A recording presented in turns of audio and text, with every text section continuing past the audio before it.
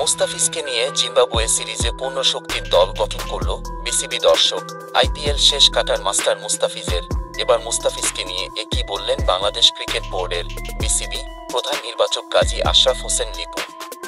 মাসখানেক আগেই বাংলাদেশ ক্রিকেট বোর্ডের বিসিবি প্রধান নির্বাচক হিসেবে দায়িত্ব নিয়েছেন গাজী আশরাফ হোসেন লিপু।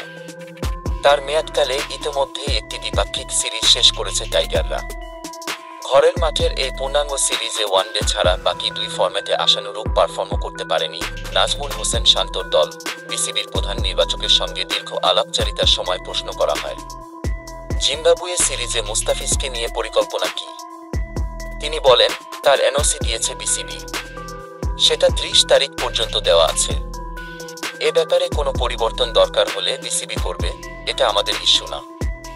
বোর্ড যদি বাড়াতে চায় তাহলে বাড়াবে।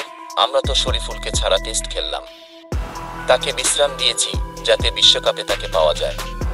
তো কোনো কারণে যদি মুস্তাফিজের এনওসির মেয়াদ বাড়াতে হয় তাহলে সেটা বোর্ড দেখবে, আমাদের কিছু করার নেই।